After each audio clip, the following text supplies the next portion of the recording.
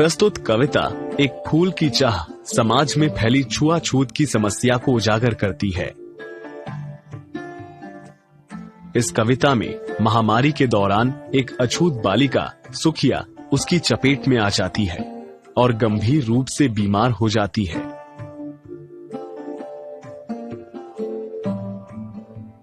उद्वेलित कर अश्रु राशियां हृदय चिताएं धधका कर महामारी प्रचंड हो फैल रही थी इधर उधर।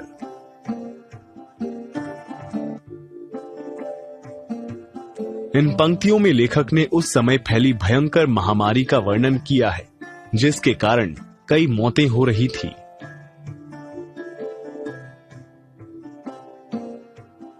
क्षीण कंठ मृत वत्साओं का करुण रुदन दुर्दांत नितांत भरे हुए था निज कृश रव में हाहाकार अपार अशांत। लेखक कहते हैं कि सारा माहौल मृत वत्साओं यानी वो मां जिसकी संतान की मृत्यु हो चुकी है उनके दिल दहलाने वाले रोने की आवाज से भरा था। बहुत रोकता था सुखिया को, न जा खेलने को बाहर, नहीं खेलना रुकता उसका, नहीं ठहरती वो पल भर। यहां लेखक एक नन्ही बच्ची सुखिया के पिता की मन स्थिति वर्णित करते हुए कहते हैं कि महामारी के माहौल में पिता बच्ची को बाहर खेलने से रोकना चाहता है पर वो सुनती नहीं। मेरा हृदय कांप उठता था, बाहर गई निहार उसे, यही मानता था कि बचा लूं किसी भांति इस बार उसे। सुखिया जब बाहर खेलने जाती थी तो उसके पिता का हृदय डर से कांप उठता था।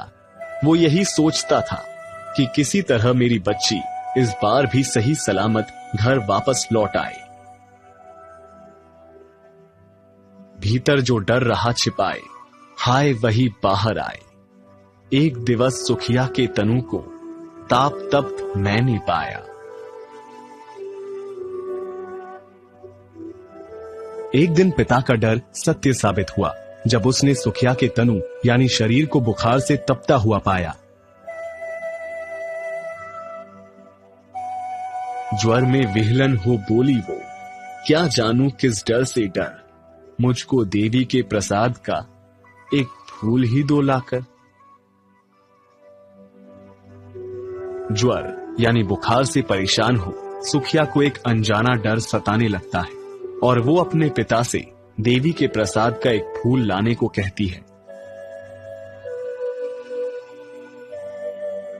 क्रमशः कंठ क्षीण हो आया, शिथिल हुए अवयव सारे, बैठा था नव नव उपाय की, चिंता में मैं मन मारे। थोड़ी देर में कमजोरी के मारे सुखिया की आवाज धीमी हो गई और वो थकी हुई सी लगने लगी। पिता उसे ठीक करने के उपायों की चिंता में डूब गया। जान सका ना प्रभात सजग से, हुई अलस कब दोपहरी, स्वर्ण घनु में कब रवि डूबा, कब आई संध्या गहरी। ऐसे में कब सुबह से दोपहर हुई और कब सूरज डूब गया और सांझ आ गई, पिता को कुछ पता न चला।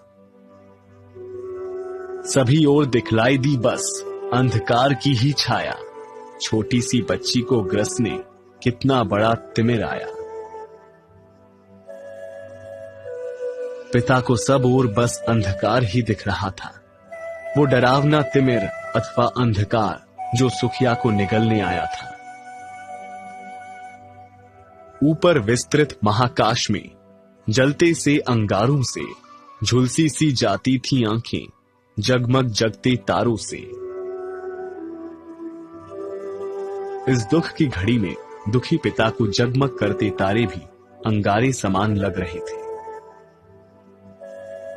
देख रहा था जो सुस्थिर हो, नहीं बैठती थी क्षण भर, हाय वही चुपचाप पड़ी थी अटल शांति सी धारण कर। जो बच्ची एक क्षण शांत नहीं बैठती थी, उसे ऐसे शांत निढाल पड़ा देख पिता का हृदय विचलित हो उठता है। सुनना वही चाहता था, मैं उसे स्वयं ही उकसाकर, मुझको देवी के प्रसाद का एक फूल ही दो लाकर।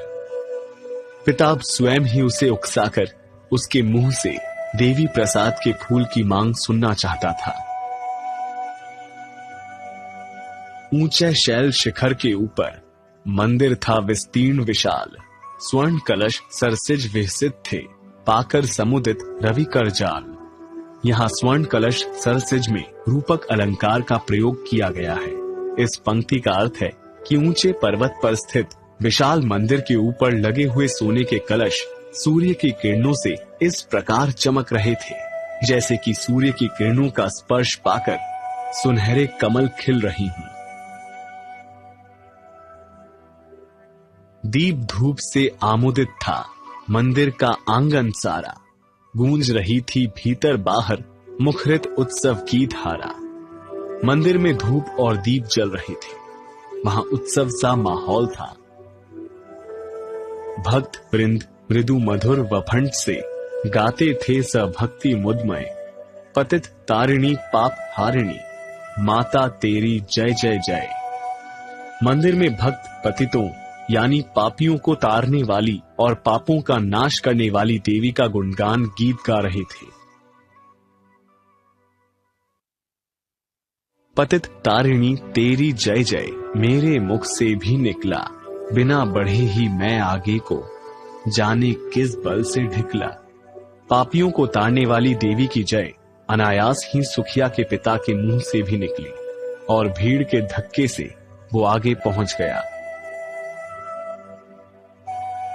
मेरे दीप फूल लेकर वो अम्बा को अर्पित करके दिया पुजारी ने प्रसाद जब आगे को अंजलि भर के।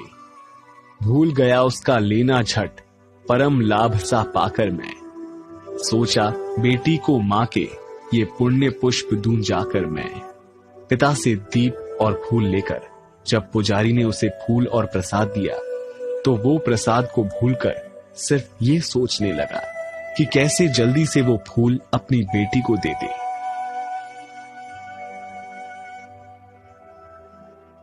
सिंह पौर तक भी आंगन से नहीं पहुंचने मैं पाया, सहसा ये सुन पड़ा कि कैसे ये अछूत भीतर आया।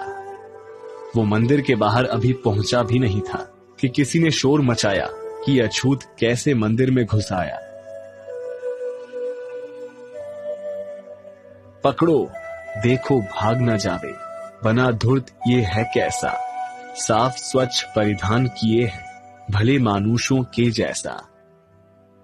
लोग पिता को धूर्त कहकर उसे पकड़ने के लिए शोर मचाने लगे।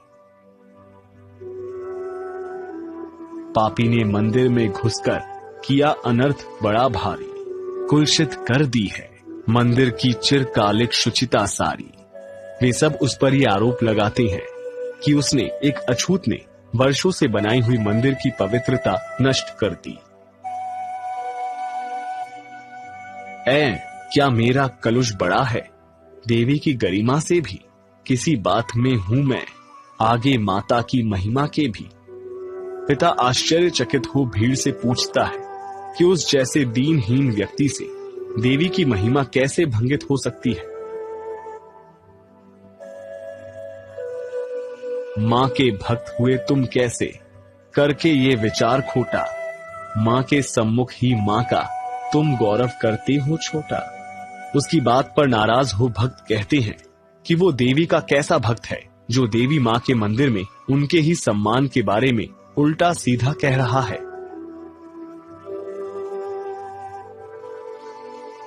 कुछ ना सुना भक्तों ने झट से मुझे घेर कर पकड़ लिया, मार मार कर मुख के घूंसे धम से नीचे गिरा दिया।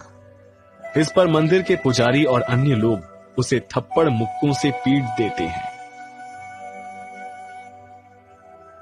मेरे हाथों से प्रसाद भी बिखर गया, हाँ सबका सब। हाय अभागी बेटी, तुझ तक कैसे पहुंच सके ये अब। इस मारपीट के बीच देवी का फूल भी उसके हाथों से छूट जाता है और वो दुखी हो सोचता है कि अब कैसे वो फूल अपनी बेटी को दे पाएगा। न्यायालय ले गए मुझे वे, 7 दिवस का दंड विधान, मुझको हुआ था मुझसे देवी का महान अपमान। भक्तजन सुखिया के पिता को न्यायालय ले जाते हैं, जहां उसे देवी का अपमान करने के लिए 7 दिन की सजा होती है। मैंने स्वीकृत किया दंड, वह शीश झुकाकर चुप ही रहा। उस असीम अभियोग दोष का क्या उत्तर देता, क्या कह। उसने सर झुकाकर दंड स्वीकार किया, क्योंकि वो इस छुआछूत मानने वाले समाज में क्या सफाई दे सकता था भला। 7 रोज ही रहा जेल में, या कि वहां सदियां बीती, अविश्रांत बरसा करके भी आंखें तनिक नहीं रीती। दुखी पिता ये नहीं समझ पाता कि उसने जेल में 7 दिन बिताए या कई सदियां। पुत्री के वियोग में लगातार रोने पर भी उसके आंसू खत्म नहीं हुए। दंड भोगकर जब मैं छूटा, पैर न उठते थे घर को, पीछे ठेल रहा था कोई, भय जर्जर तनु पंजर को। पहले किसी लेने मुझको, नहीं दौड़कर आई वो, उलझी हुई खेल में ही हां, अब की दीना दिखाई वो। छूटने के बाद एक अनजान डर से पिता के पैर उठ ही नहीं रहे थे। घर पहुंचकर देखा तो न ही सुखिया पहले जैसे दौड़ कर आई, न ही वो बाहर खेल रही थी। उसे देखने मरघट को ही गया दौड़ता हुआ वहां। मेरे परिचित बंधु प्रथम ही फूंक चुके थे उसे जहां। वो दौड़कर शमशान पहुंचा, पर उसके परिचितों ने पहले ही सुखिया का अंतिम संस्कार कर दिया था। बुझी पड़ी थी चिता वहां पर, छाती धधक उठी मेरी। हाय फूल सी कोमल बच्ची, हुई राख की थी ढेरी। वहां सुखिया की चिता जल चुकी थी और फूल से कोमल बच्ची अब बस राख का एक ढेर थी। अंतिम बार गोद में बेटी तुझको ले न सका मैं, हां एक फूल मां का प्रसाद भी तुझको दे न सका मैं, हां। इस प्रकार अछूत होने के कारण वो बेचारा अपनी मरणासन बेटी की अंतिम इच्छा भी पूरी नहीं कर पाता। इस संवेदनशील विषय को अपने कविता के माध्यम से उठाकर कवि ने ये इंगित किया है कि छुआछूत की कुप्रथा मानव जाति पर एक कलंक है और ये मानवता के प्रति एक अपराध है।